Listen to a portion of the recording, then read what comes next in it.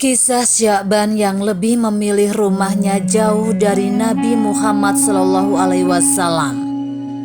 Sejumlah kajian, peringatan, dan beragam hal dilakukan sebagai bentuk syukur lantaran diberikan kesempatan untuk hidup lebih panjang dan merasakan nuansa bulan Sya'ban yang demikian berbeda.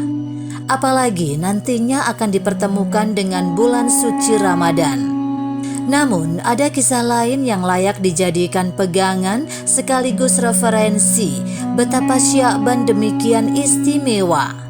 Namun kali ini bukan kepada nama bulan, akan tetapi nama sahabat yang hidup di zaman Nabi Muhammad SAW yang demikian spesial.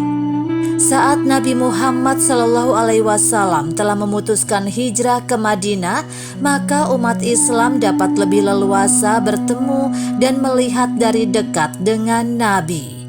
Apalagi kediamannya bersebelahan dengan Masjid Nabawi, maka hal tersebut tentu saja memberikan nilai lebih.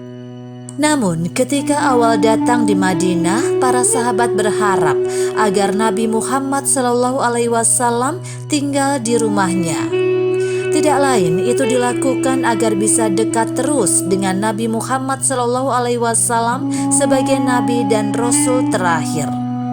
Setelah melalui proses panjang, akhirnya Nabi Muhammad SAW menemukan sebidang tanah milik dua orang anak yatim, Syal dan Suhail.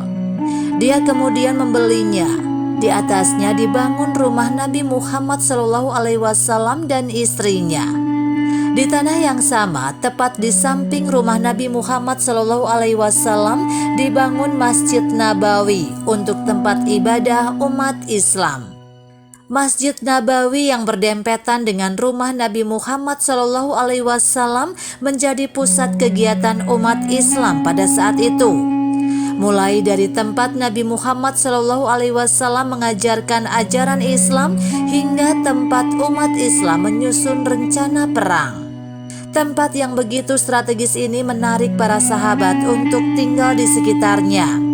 Mereka berbondong-bondong membangun rumah di sekitaran Masjid Nabawi dan rumah Nabi Muhammad SAW agar bisa terus mengikuti sholat 5 waktu bersama Nabi Muhammad SAW, bergabung dalam majelis ilmu dan hikmah yang diselenggarakan Nabi Muhammad SAW dan lain sebagainya.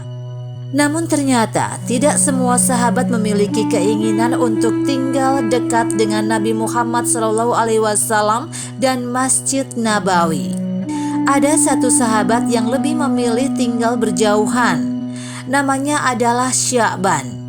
Rumahnya paling jauh dari rumah Nabi Muhammad SAW dan Masjid Nabawi jika dibandingkan dengan sahabat-sahabat lain. Disebutkan bahwa jarak rumah Sya'ban dengan Masjid Nabawi atau rumah Nabi Muhammad SAW adalah kira-kira 3 jam dengan berjalan kaki. Meski demikian, Sya'ban tidak pernah ketinggalan sholat berjamaah bersama Nabi Muhammad SAW di Masjid Nabawi. Sya'ban bahkan selalu datang paling awal dibandingkan sahabat yang lain. Dia selalu mengambil di posisi bagian pojok masjid ketika sholat dan iktikaf.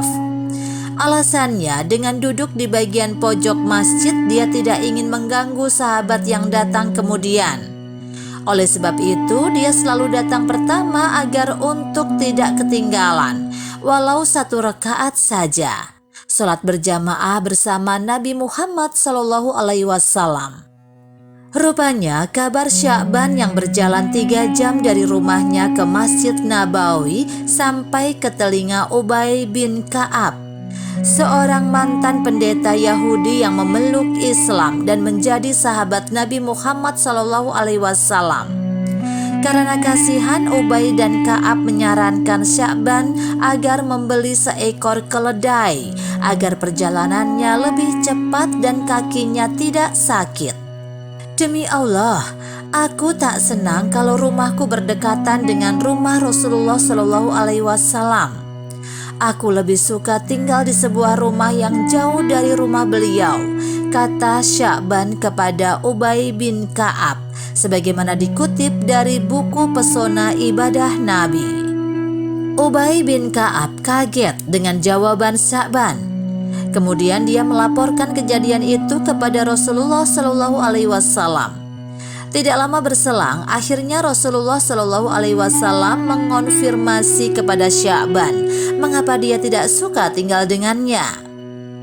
Sya'ban mengungkapkan, suatu ketika Nabi Muhammad Shallallahu Alaihi Wasallam pernah bersabda bahwa setiap langkah seseorang yang menuju masjid, maka satu dosanya akan diampuni atau derajatnya dinaikkan satu peringkat. Itulah yang membuat Sya'ban ingin rumahnya jauh dari rumah Nabi Muhammad SAW yang bersebelahan dengan Masjid Nabawi. Tidak lain, dia ingin agar langkahnya ke Masjid Nabawi banyak, sehingga dosa-dosanya diampuni dan derajatnya diangkat. Pada saat sakaratul maut, Sya'ban diperlihatkan oleh Allah Subhanahu wa Ta'ala pahala dan ganjaran atas perbuatannya itu, menempuh perjalanan yang jauh dari rumahnya ke Masjid Nabawi untuk sholat jamaah. Hijab Sya'ban dibuka Allah Subhanahu wa Ta'ala sehingga dia bisa melihat bentuk surga sebagai ganjarannya. Mengetahui pahalanya itu, Sya'ban malah menyesal. Dia mengatakan mengapa rumahnya tidak lebih jauh lagi dari Masjid Nabawi sehingga mendapatkan pahala lebih indah dan lebih baik. Subhanallah.